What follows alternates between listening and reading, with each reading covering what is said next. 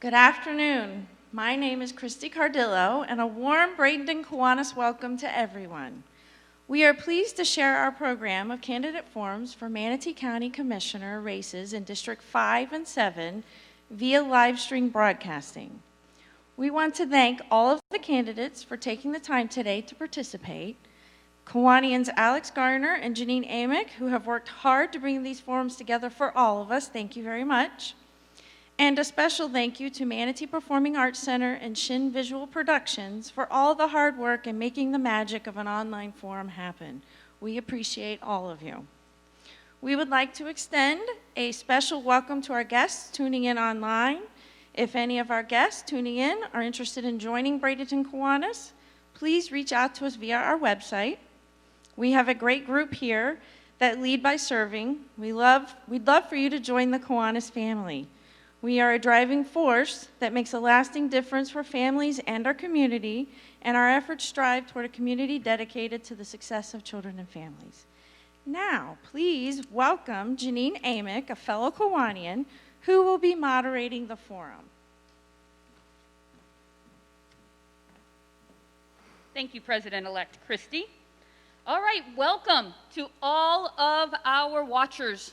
We hope that today will give you an opportunity to learn more about the candidates, find out what they stand for, what they stand alongside, and what they really care about in regards to our community and how it affects us in a daily way. Today's forum is about getting to know our candidates. It's about their personal responses, not their reaction to their opponents' opinions. Hopefully you had a chance to see last week's forum. If not, catch up. I would like to thank each and every one who are tuning in today. I'd also like to thank Bradenton Kiwanis for giving the Performing Arts Center an opportunity to host such an event virtually. Now, I truly believe that each and every one of these candidates could think quick on their feet. But what we did as they arrived earlier this morning was provided them 6 questions. Every candidate answered in writing question number 1. Which we will share with you shortly. Then we asked them to choose of the remaining 5, 3 that they wanted to answer and give an opportunity to share with you. So, we're interested in hearing from them about things they can actually influence as county commissioner, not items such as changing federal tax law.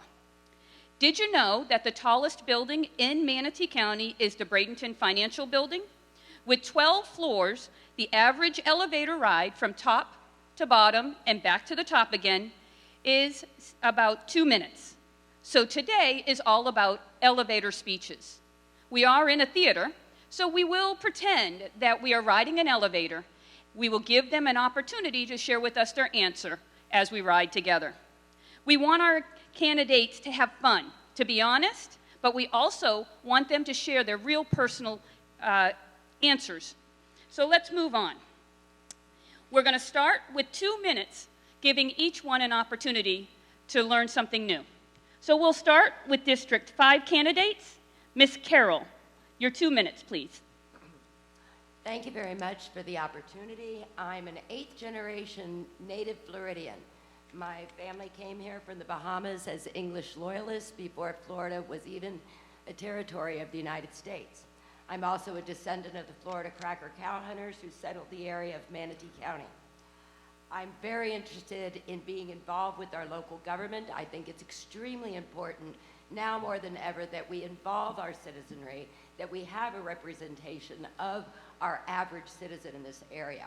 I raised my children in Manatee County. They are 10th generation grandchildren, and it is very dear to my heart that we keep our sense of place, that we prepare ourselves in the future for not just the people who live here now, but all of those who want to share our paradise, and that we preserve it for our future generations.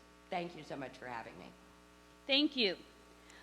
We'll move on to Mr. Chris Gilbert. Hello and thank you. I'm Chris Gilbert, candidate for Manatee County Commission in District 5. First, thanks to the Kiwanis Club for this wonderful forum. And also I want to say thank you to the people in District 5 who jumped in and dropped what they were doing to help me start my candidacy. I'm running for the County Commission because Manatee County must change course if we're going to preserve the quality of life that we all value here. And I hope that my formal education has represented the values I would bring to the county. I majored in American Studies with Eckerd College and with a concentration in environmental history. In the private sector, I've served for 5 years on the Tree and Land Preservation Board for the city of Bradenton, and 2 as its chair, which I was elected to unanimously. In my professional career, I've focused on communications and customer relations work. I hope to bring a service mindset back to the board, which would include kindness, listening, and civility, which I feel has been really lacking. And I hope you vote for me. Thank you. Mr. Ed Hunsinger, District 7. Well, thank you very much for having us here.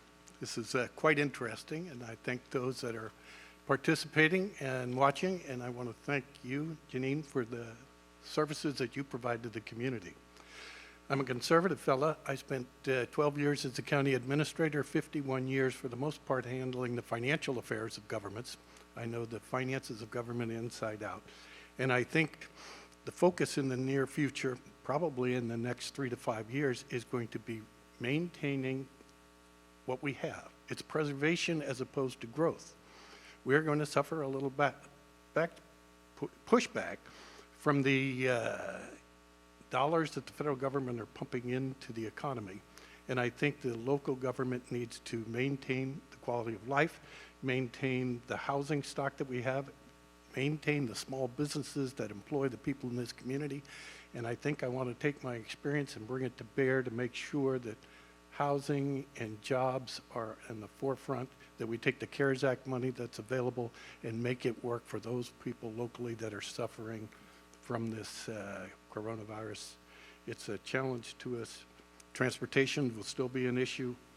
Regulations that prohibit small businesses from expanding is an important issue we need to focus on. And I want to thank you for the opportunity to be here this morning. Thank you. Candidate George Cruz, District 7. Thank you very much for having us, and happy Tuesday, Manatee County. It's an interesting setting that we have here, sitting up on the stage at Manatee Performing Arts Center. Last time I was up on this stage, I was facilitating a Junior Leadership Manatee Day right before the lockdown. In fact, we had to cut it short before lunch. And the time before that, when I was up on this stage, I was Santa Claus for the Chamber of Commerce's Christmas holiday coffee club. So why do I mention these seemingly unpolitical activities that I do? I mention that because I'm not in politics, I'm not in government, and I don't intend to run for this office to become a politician. I intend to run for this office and be your county commissioner to represent you, to represent the people of Manatee County, to represent the Bradenton Kiwanis, of which I'm a member of, to represent all of your beliefs and your thoughts and your hope, take them to you. So, you know, as you're thinking about who to vote for this year, and you're looking at me, and I encourage everyone to research everybody, just remember, at the end of the day, we have a representative government in Manatee County, and the goal of our government, the goal that you should have to put in place a government, is to have people that are like-minded with you and have experienced the same things as you. And that's what I'm hoping to bring to your board this year. Thank you. Thank you. As a kind reminder to everyone watching, as each candidate arrived today, we did take their temperatures. We also provided an opportunity to come in social distance, seated, and as you see, they've been wearing masks. Underneath the theater lights, I will, if you feel comfortable, candidates, you can remove your mask since you are social distanced on stage. We'll ask you to put them back on before we take you back out to the lobby when we're done. Thank you. So everybody answered question 1. So here we go, and we'll start in reverse order this time. The question was, if you had the ability to change one thing about our county government system, what would it be and why? So George, we'll start with your answer. Candidates, I hope you don't mind. We want this to be a conversation, so I'll use your first names. Our current county government doesn't always feel representative of the people that elected them into office. I would strive to bring the voice of the people back into our government. Would you explain more, George? Sure. I didn't realize I'd be going first on this one. It's somewhat repetitive for my opening. But that's exactly how I feel. That's exactly why I decided to run. We've got a board, and we've got very effective and intelligent people on our board. But as we see the policies that are pushed through, as we see how we're utilizing the funds that we pay in year after year in taxes, it doesn't always feel like it's being used in the best interest of the citizens of Manatee County. I don't always feel like I'm being represented as a citizen of Manatee County, whether it's on a personal level, a family level, or a business level. And I think that has a lot to do with the fact that people get into government and they stay in government. And the longer you're in there, the more you start thinking like a government, more you start thinking like a politician. And we need to correct that. We need a voice on the board, someone who is still fresh, someone who's still interested in your thoughts and is willing to come out and talk to you on the phone and have town halls. Understand what your issues are, what your problems are, what your family's going through, what your small business is going through, and represent you properly on the board. And we don't see that. We see a little bit of a stale policy on our board today, and I intend to correct that. Thank you, George. The next candidate to answer is Ed. Ed's answer was business regulations as identified in the comprehensive plan and land development code are outdated. You'd encourage urban sprawl. Ed, could you give more to that, please? Yes, please.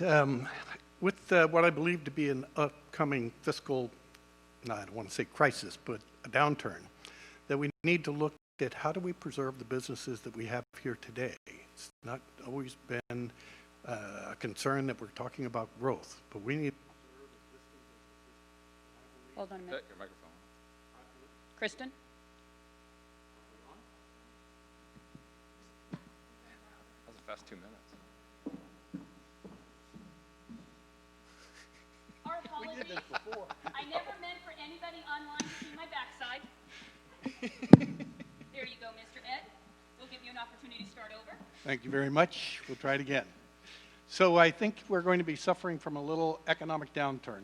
I'd like to say little. I don't know how little it will be. But it's important for us to focus on those rules and regulations that we put into place that prohibit small businesses from thriving, especially when they're suffering as they are today. They employ the vast majority of the population of this county, and we need them to be in a position to thrive. And to do that, we need to look at the regulations that we put forth to hamper that. The Land Development Code and the Comprehensive Plan are two documents that are relatively boring for the vast majority of people, but I think it's important for us to take a look at those documents and see how we can streamline them to help businesses survive, to help working in concert with the federal programs that are going to be coming around in order to make small businesses successful. It's going to be a real challenge. It's going to be real boring, but I have a lot of experience, and I think experience counts when you're dealing with a crisis like this. And so regulations that affect small businesses are a major priority I think the community needs to deal with. Thank you. Thank you, Mr. Ed. And let's just straighten up our stuff a little. We'll give you a little bit more voice. Mr. Chris, we'll give you your name back. Thank you. Thank you, ladies I'm and gonna keep it gentlemen, for closer being, here. well, since you're sitting at home, can't say anything from the audience, you can just all clap now. Okay. So, Mr. Gilbert, for our audience and our watchers as well as you, I'll repeat the question. If you had the ability to change one thing about our county government system, what would it be and why? Your answer was, make Manatee County a metro government, a single unit. This would eliminate duplication of services, streamline government functions, and consolidate the capital needed for civic projects and distribution of services. Would you explain more, please? Yes, thank you. The metro government, if we had a metro government in Manatee County, taxpayers would have one board that they pay. And I come from a county that did this in the early 2000s, Jefferson County in Kentucky. A lot of people were territorial about their turf and they didn't want to give up their power. But the voters were persuaded, luckily so, to make Jefferson County a metro government. My experience with that was the park acreage increased, services did not decrease, people did not lose their trash pickup days. In fact, there were more refuge and recycling pickup days than Manatee County has here. I think that we have 2 or 3 or more separate county or metro administrations here. So along with that, I think that we could probably reduce the salary of the Manatee County Commissioners, because really it's a part-time responsibility and it's way overcompensated. So that would be my magic wand moment. Okay, thank you, Chris. Carol, your answer was more mandatory meetings, direct with the constituents and opportunities to be involved. Make the rules, laws understandable to the common citizen, and voting rights to the people on many issues, not just the Board of County Commissioners. Would you explain, please? One of the reasons that I got involved in this was because I found that our county commissioners is our first tangent form of government that we experience as average citizens, and what they decide has more to do with our daily lives. What I found was that it's up to the county commissioner how much they would like to interact with, whom they would like to interact within their district. District 5 is an extremely large district. We are looking at the 2020 census. We've had a lot of shift and a lot of changes into our population in Manatee County. And I feel that although our county representatives do have to interact with people in the federal government, people in the state government, it is hard to manage and represent such a diverse district such as District 5. While it is a good thing for our county commissioners to interact with other people in the political arena at the state and federal level, we often find that the average citizen can't even tell you what district they live in or who their county commissioner is. And that's something that we have to work on both in our education system and both with our constituents. I think there are a lot of issues that we give a little bit too much power to the county commission that should be put to a vote of the people. We also have various districts. We'll have a fire district, a water district, things that do not give us a cohesiveness for who's in charge of what where.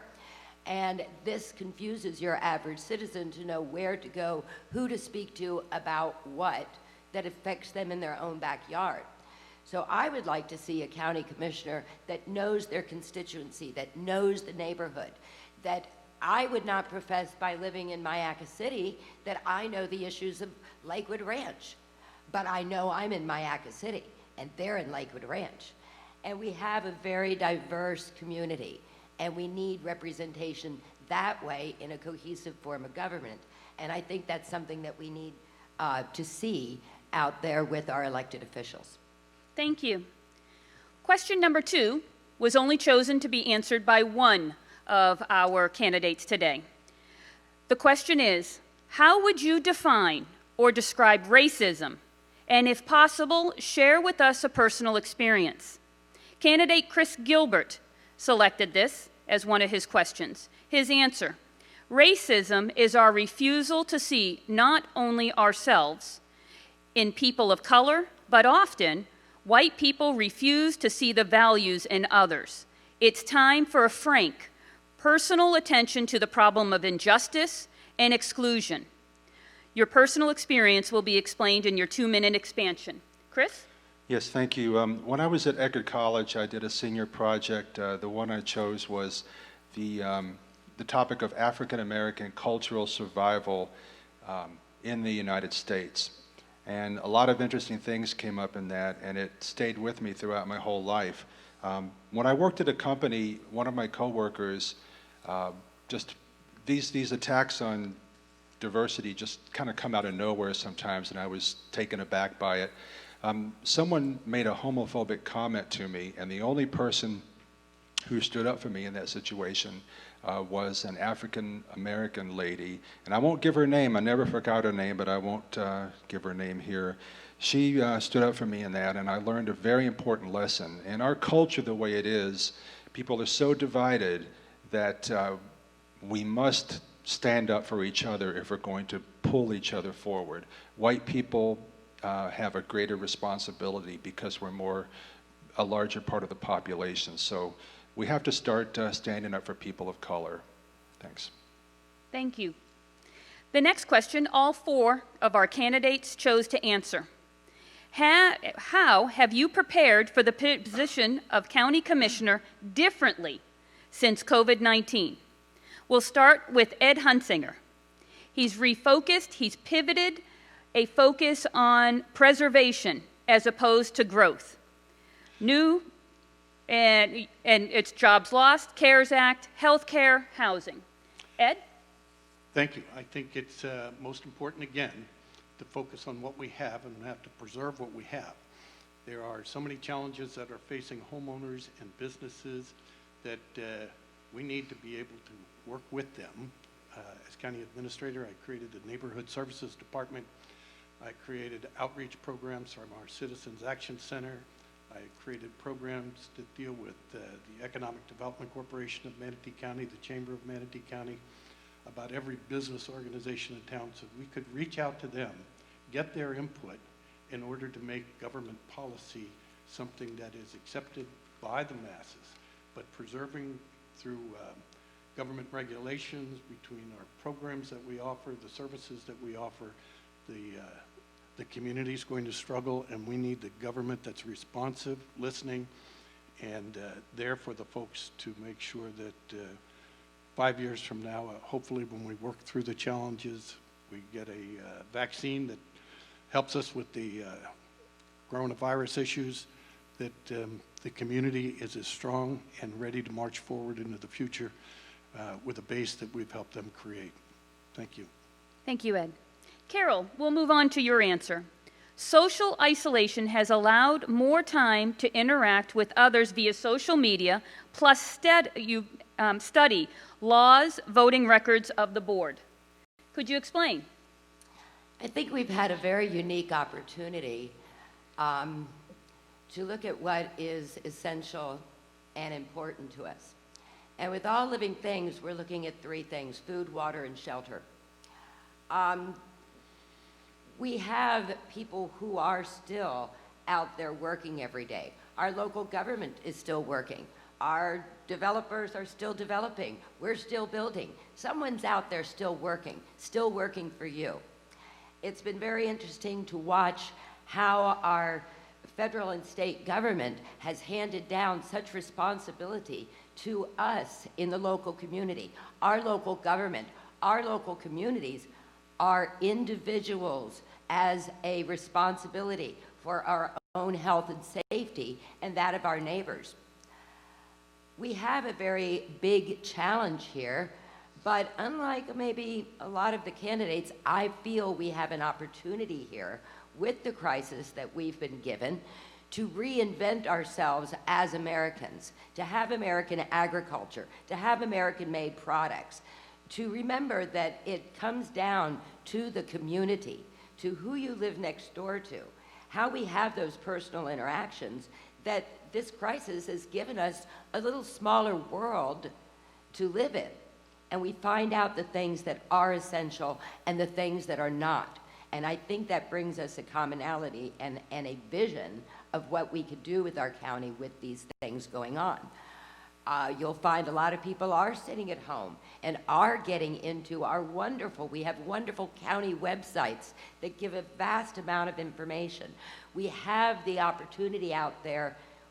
You don't have to watch the news. You could read the encyclopedias. You could get into so much information. With that information, we have the ability to have discernment and make choices. Thank you. George, answer was, honestly, I don't think I have. My preparation was always focused on our citizens and small businesses, even if it became more Zoom and less face-to-face. Can you explain more? Sure. When this lockdown and COVID hit, it was not exactly how I envisioned running my first campaign. My entire background, my business focus has always been on meeting with people. I had to win business. I had to win clients every place I went. And it didn't matter how well I treated them or how much I talked to them. It only took that one time, that one instance where I ignored their needs or ignored their wants, where they would just go down the street. They would go next door, because in normal business, it's not a monopoly. Local government's a little bit different. It's a little bit more monopolistic, and you're kind of stuck with the government you've got. And so sometimes you feel like you're not being listened to because they don't always need to listen to you, honestly. And that's not how I wanted to run my campaign. My campaign was going to be to listen to you and understand what you wanted and what you needed. And that's how I was going to prepare to be on the Board of County Commissioners. So as we went into this, yes, some of the topics shifted. We talked a little bit more about small business. However, I was talking to you about small business prior to this lockdown because, you know, with a flat millage rate, our taxes are going up year over year. And if you're a small business, if you have a small retail center, you're probably paying common area maintenance charges, and you're paying the 8 to 10% increase in taxes year over year, and it's hitting your bottom line. And now you may just be in a business that's shut down entirely if you have a bar, for instance. So while the topics have changed, I don't think the preparation on how I intended to represent you has fundamentally changed, because I always anticipated talking to each and every one of you.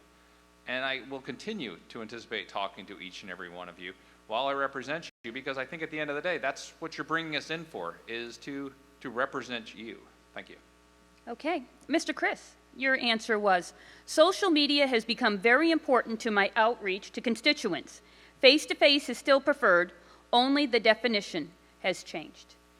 Yes, as Carol said, really wonderfully, I think, our world has gotten smaller and larger at the same time.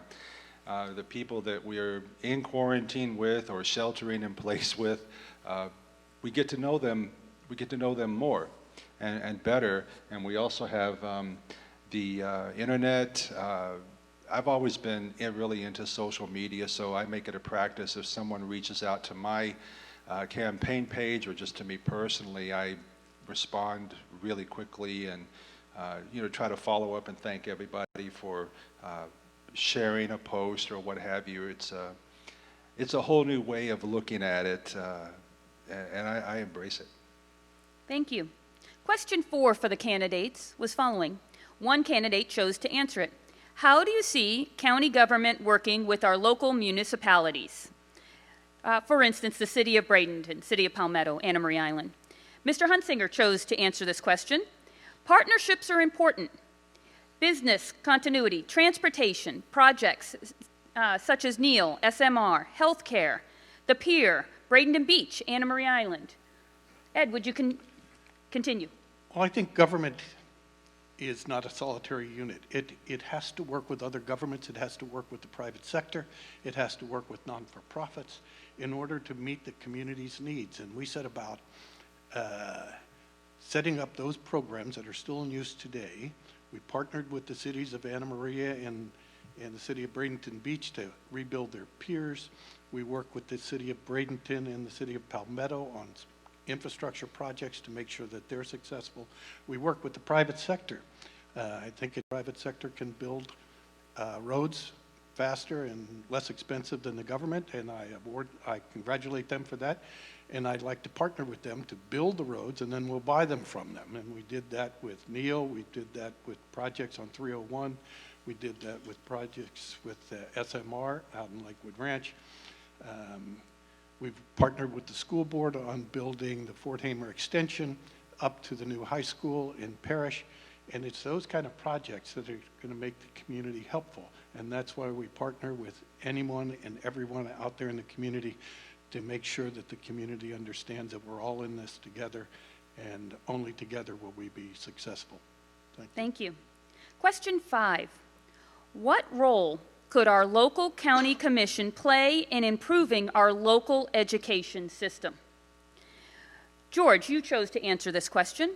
While the school board dictates our direct education system, our commissioners play a major role in ensuring we have the teachers in place and the overall well-being of students and their families. Would you expound upon that, please? Sure, love to. Yeah, so county commissioners obviously don't directly impact our school board and our students, but what we do is provide a community for both the educators and the students. And we're seeing that kind of going away from us right now. As most of you know, a focus to some extent on attainable and workforce housing. I sit on a number of boards. It's some of my background. And what we're seeing, and what I'm seeing, because both my kids are in the school system, is year after year, a handful of their teachers leave Manatee County. And they all end up in Pinellas for some reason, but also South Hillsborough and other places because of a cost of living, just because of a lifestyle. Because you can't just live in Pinellas on a teacher's salary and drive an hour in every day. First off, that just clogs up our roads even further with more traffic congestion, but it's cost prohibitive and time prohibitive for teachers to do that, so they end up just getting jobs elsewhere. And that hurts our education system. It hurts our ranking from an education level. So while we're not determining the exact budgets of the school, we're not determining the curriculum or when they're going to open, we are determining the comfort of the teachers. We're determining the comfort of the students who also are burdened. We have an excessive amount of homeless students, for instance. That's not good for health, that's not good for education, and that's the kind of thing that our board should be focused on, is on the kids and their educators and how we can make their life more comfortable and more cost-effective to help our overall education system. Thank you. Thank you. Carol, your answer was our Board of County Commissioners must work hand in hand with our school board. We cannot approve development without building the schools and roads needed to get our kids to the classroom safely. We also need to educate our kids in our local government how it works and encourage them and their parents to get involved, not just in the school system, but in our local government as well. Could you explain more, please? We bring a lot of people into Manatee County that are seeking, again, our paradise. But in most cases, when we build homes, we don't think about the fact that these people in these homes have children who need to go to school. Most schools that we open are well past capacity before they have the first student arriving. We need more community schools, maybe with smaller classrooms. I was educated in the Miami-Dade school system. I graduated with 3,000 people. That's quite a large high school. And we know that our teacher-student quality suffers when we have inadequate classrooms. Look at what we're looking at with opening schools right now with our current health crisis. And I believe that a school builds a community. And we have to give our teachers not only a decent salary, but affordable housing that they could live in. Nobody is going to get rich being a school teacher. Those are things that you do from the heart. So our community owes these people at least a living wage and at least a community that they could live in, affordably. When I moved to Manatee County, I did the same thing that a lot of people are doing. I worked in St. Petersburg because there were higher wages there. I lived in West Bradenton because the cost of living was cheaper and I wanted to raise my children in a smaller town. We've got to create a town. We've got to create a community that provides everyone from our blue to our white collar workers with a quality of life and educates those children.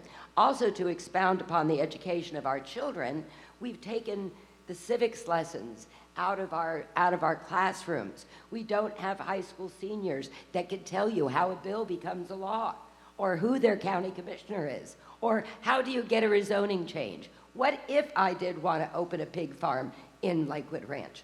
What would I need to do that? Okay, thank you. Mr. Ed, yours was infrastructure surrounding the schools, shelters and store events, security on campuses. Thank you. I think the role of the school board is certainly focused on the classroom and how much the teacher gets paid and what they teach and when they teach it. That's an issue that the county government is not involved with. What we are involved with the school district is partnering with them about other things. As I said earlier, when the extension of the Fort Hamer Road up by the new high school, we partnered with the school board in the construction of that road and the private sector in building the road that we would pay for. But also we provide the security at the school for the school resource officers. We work with the school district when they're planning their new schools to make sure that the parks that we are planning are in close proximity to the schools. And we also, with the new school being built out in Lakewood Ranch, that we're providing a library in close proximity to the school. It's those amenities outside the classroom that the county can partner with the school district to make sure it's a holistic approach to learning and enjoying the community amenities that come with the school and the community county working together. Thank you. Thank you. Question number 6. How do you balance what your personal belief may be with what the majority of your constituents may want? Chris, we'll start with your answer. Dissent is critical, and any opposition we encounter can be resolved if we listen, and commissioners have to do the greater duty to do so. Could you explain more, please? Sure. A couple of really important issues came before the Manatee County Commission recently. The first in April was a divisive curfew in which a coalition of black and white citizens in the community cooperated with the ACLU to bring that curfew down, and I think correctly so. The Board of County Commissioners did not incorporate dissent into that motion that they approved, and their other motion about masks also failed because they once again did not incorporate dissent. They could have had a mask ordinance in place if they had listened to the opposition and included their concerns in the mask ordinance. A mask ordinance would look like using public safety of police to educate people, not to give them fines for first offenses. And it's just, our board has a real problem with anybody who isn't part of their club, having any kind of influence on politics at all. And when I'm elected to any office, that will not be the way I work. Thank you. George, you said this is simple. It's not up there to push my personal beliefs. I'm intending to be your county commissioner, to represent each of you and the collection, the beliefs of Manatee County. Could you explain more, please? Sure. I'm not sitting up here claiming to be one of the 7 smartest people in Manatee County. Sometimes I get the sense that that's how it's being presented to us on this board. We elect our Board of County Commissioners, like I've said previously in this, some of these questions kind of overlap, to represent you and your beliefs, and that's how we're supposed to work as a government. So yes, I have my opinions, and God knows you've all heard them, and I'm not afraid to state them, but that doesn't mean my personal beliefs should ever supersede the overall will of Manatee County. I will happily sit and talk with everybody and get a sense of what makes the most sense. I'll try to explain my rationale, my reasons to you, and we'll come to a consensus. And I will provide you with the information that's provided to me, whether it's through staff or through conversations with others in various settings, and we will do what's best for Manatee County. I just don't fundamentally believe that people up on this board should be determining your life and your livelihood solely based on their own personal beliefs that in many cases, and which we're seeing right now in these past couple of months, as was pointed out, don't necessarily go along with the majority of Manatee County. And that's not how I intend to be on this board. Okay. Carol, everyone has an opinion or belief system. All goals cannot be reached without compromise and negotiation. When a majority that one represents is from an issue, it is a job and a duty to support it, even if it's in personal conflict. Could you explain more? I think we've reached a point where we have so many things dividing us that we have to go back to meeting in a middle ground. Nobody is going to get their way all the time. We're not going to save every tree out there. We've got to learn more about opening our minds and our hearts to another's point of view and listening to that and maybe coming up with a compromise. There's so many extremes that we've got to bring the art of the compromise and negotiation back in. Because if you don't, somebody is always going to be unhappy.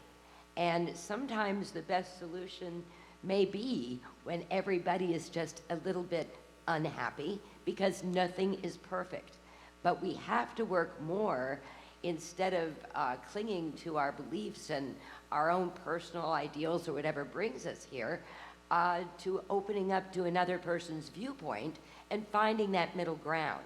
And that's really what I'm trying to do as a candidate here, is to bring us together into a middle ground where I truly believe we all want the best for Manatee County. We just look at it as far as how do we get there a little bit differently. And if we keep clinging to the status quo or how we always did things, we're not recognizing what the American ingenuity and spirit could be. We've come together as a country, we can come together again, but we've got to focus more on meeting the middle ground, and that we're all going to have to compromise. We're all going to have to open our minds up to new ideas and new things.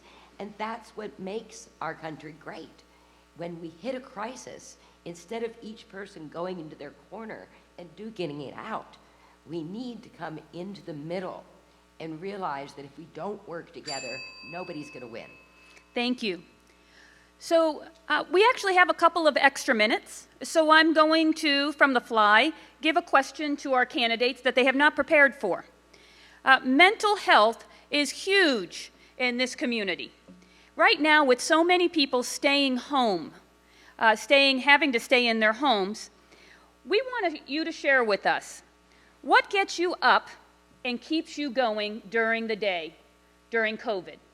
And actually, Carol, I'll start with you. Share with us, what gets you up?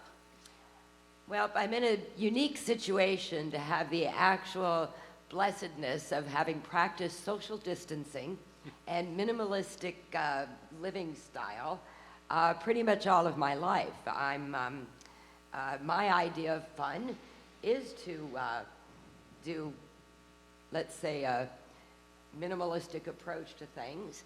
I've come from a very modest background, so I've never really been overly exposed to all of the things that are out there, and more content with the minimal type of things. So, and being a Floridian, we have met challenges before. There's a hurricane. You know, you just, there's an expression, you know, make do or do without. There's another one called root hog or die. And when you're blessed to live in an environment like we have in Florida, you are subject to the whims and the weather. And we have to learn to move along with that and not get too caught up in the things that are peripherals and unessential to a real quality of life. So I'm very blessed that I have to get up every day because I have horses to feed, dogs to deal with. I have a property to take care of that I'm very blessed to have. And I'm very concerned for my community and those that don't have that opportunity, because I believe if we don't have a comfortable place to call home. If we don't have education, if we don't have our physical health and the ability to enjoy things, we're going to have mental health. Chris, what Yes. gets you up and keeps you going through the day? Yeah, just to help with that, to carry that thought through, yes, we all need something that is a passion. I guess they would call it as a passion. For me, I love to work in gardens, and also my cat wakes me up if I don't get up on time. That was what I thought of immediately. But there are things that motivate people in public service, and for me it is empathy for others, courage, and resilience, because this is a time of great division, and I guess everyone is canceling out their empathy or sort of refusing to feel empathy for other people. So I think that is a strong thing that motivates me every day. Ed, what gets you up and keeps you going throughout the day? That's such a good question that every morning I get up and look for what I can do to make the future a brighter little place than you read on the news, because the news will scare the dickens out of you. It's staying in touch with folks that I've come to know and love in this community. I get in touch with folks out on the island, the elected officials, the people that work on not-for-profits out there, working with the Meals on Wheels Plus, raising the awareness of the people that need food and raising money and having food drives in the neighborhood to help them out. It's just staying in touch, networking with people north of the river, south of the river, just to get their opinions on things. It was so important to me when I came to the county to set up the Neighborhood Services Department. So it reaches out, touches every neighborhood, and finds out who the leaders are in the neighborhood, setting up meetings with them for the elected officials then to show up and participate in local neighborhood meetings that they otherwise wouldn't have had the opportunity to do. Staying in touch with people on the Chamber, the Economic Development Corporation, and a number of other not-for-profits. It's just, there is no such thing as boredom. It's a busy day, and I enjoy every minute of it. Thank you. George, what gets you up and keeps you going through the day? Well, in case you haven't noticed, I'm running for office, and that's pretty unrelenting, honestly. I don't think this lockdown has minimized the time it takes to do this, and I love every minute of it. I was sending emails to people at about 7:15 this morning, but you have to balance life, whether you're running for office or you're working a job, and my life is balanced due to my family. I've got two kids, a 13-year-old who plays travel ice hockey in Ellington, an 11-year-old who plays travel soccer with the Rage at Lakewood Ranch. They keep me extremely busy, and well, I can't say my son wakes me up in the morning because he may still be sleeping right now. My daughter definitely wakes me up early in the morning, and that's what's great. That's what I'm blessed with relative to this lockdown, because, well, some people are obviously in a different situation. I feel for them, and I try to help them wherever I can with some of the nonprofits in town. You know, people have family and friends in close proximity. It's you know, it makes things a little more manageable. It adds a little bit of normalcy to life, and so I try to make sure I'm out at their practices, and I'm, you know, taking them out, and we're playing games at night, and trying to keep my family engaged is the main thing I wake up for in the morning, because this is very busy, and it is trying not just for myself, but I understand it's trying for my family due to the time commitment. So whenever I have a few free minutes, whether it's 7 o'clock in the morning or 10 o'clock at night, I try to spend some time with them and let them know that first and foremost I'm there for them. Thank you. Thank you for adding that question to our repertoire today. As we get ready to close, each candidate will be given 2 minutes to further give us some information that they were unable to share with us in any of the questions today. So we'll start in opposite order as we started. Mr. Cruz, your 2 minutes, sir. Yeah, well, thank you very much for having me.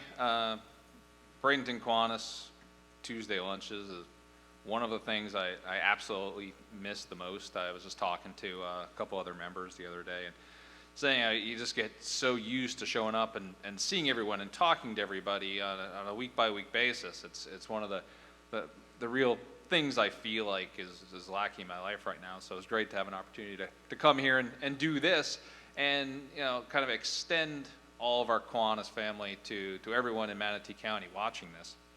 And I really appreciate the opportunity to speak with everybody, not just here, but each and every day. Everyone's so engaging on this campaign. Everyone's so interested in giving me their views and their opinions, and I think that's what makes Manatee County great. Is we're big enough to have options, but we're small enough to still be involved with each other, and that's what I'd like to see Manatee County stay. I'd like to see everyone have a voice, everyone feel like they're involved on the government level, on the board level, and I get positive sense, even with all the problems going on in the world today, that's how people want to be, and I really appreciate that, and I'm really proud of being part of Manatee County and proud of seeing everybody so interested and thoughtful in their dialogue, and I'm looking forward to these last 4 weeks. If you want to reach out to me, by all means, go on my website, electcruise.com. I've got my cell phone right at the very top. It's the first thing you see because it's the first thing I want you to do, and I talk to people each and every day, and I'll continue to do so. So thank you very much. Thank you. Mr. Ed, your 2-minute closing. Again, I want to thank you for the opportunity to be here.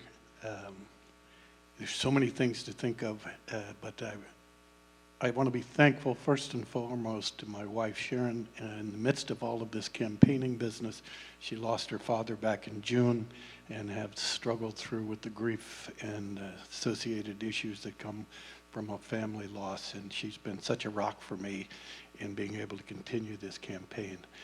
The idea of serving this community from a policy standpoint as opposed to the administration standpoint has been so enlightening, so much fun to think through how it is that we can make the future better for our community, how we can make it better for our children and our grandchildren, how we direct the growth of the infrastructure, how we direct the growth of the government, how to maintain our conservative approach to taxation, being able to partner with people throughout the community, listen to the struggles that they're having, and everybody's got their issues, but everybody is so engaged. It's so heartwarming to see that I want to be part of it. I enjoy the camaraderie of this campaign, and I think time will tell how we're going to do as we struggle through the issues on the state and local level as well as the federal level, and making sure the country moves forward in a very,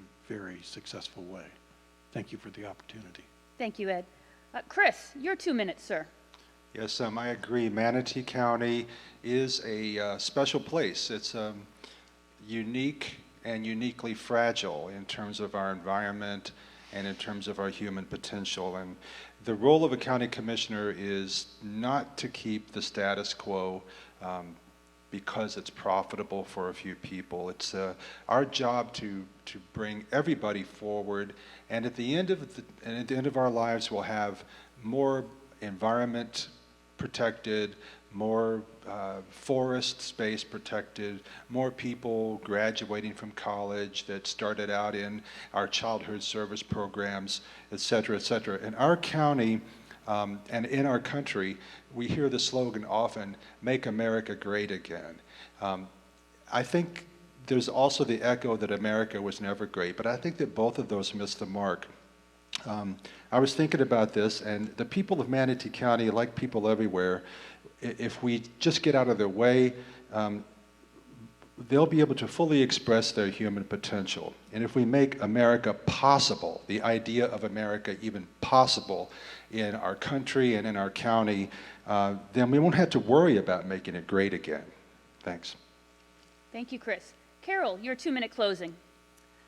I realize that I am not probably the most educated or experienced person in this forum, but I've lived in Manatee County for 30 years. I was very involved with a lot of the things that began the growth with Manatee County. And I was very disappointed that even though politics has become more and more of a staple of conversations today, that people really don't understand how all this works. And my point in running was not to be against anything, but to be for representing people, giving information to people. Well, what we found out by getting that information out there was we were unpeeling layers and layers and layers of complications and dealings and things that it affects us, it affects our lives. But we have to get involved, we have to be educated. And that's what this has been for me. It's been a great learning process and a great educational process, that if I could get one person in my community to register the vote that wasn't voting before, to attend a Board of County Commissioners meeting, to get up there and to speak against a zoning change that affects you in your neighborhood, then maybe I've done something right. And maybe it's time that we all start thinking about doing something right. You don't really have a right to complain if you're not getting involved. And we don't want to look at our local officials as being a monarchy or intangibles. We want to look at people as being just like us. They live here, they need a quality of life, they've got good intentions, but we need some people on the board that are relatable to your average citizen of Manatee County. Sometimes when we stay too long, we lose that. So thank you, candidates. We appreciate you participating in this unique and, as printed in the newspaper, unorthodox type of forum. I'm proud to say that 2 weeks in a row, we had no personal attacks from the stage. So we appreciate how you have been respectful to this particular forum setting. We hope that this has given you an opportunity to share some of your thoughts and your visions with our listeners today. A special thank you to Shin Visual Productions, who made all of the streaming technology possible. A special thank you to Kristen Ribble, production manager at Manatee Performing Arts Center, who made sure that the sound quality continued during the entire production today. We hope that you'll tune in again. We've got other candidate forums coming up. Judges, district attorney offices, school board, City of Bradenton mayor's race. So we hope you'll tune into all the series, and thank you again to Braden and Kiwanis for bringing us this vital information during the time of COVID-19. Bye-bye. Okay.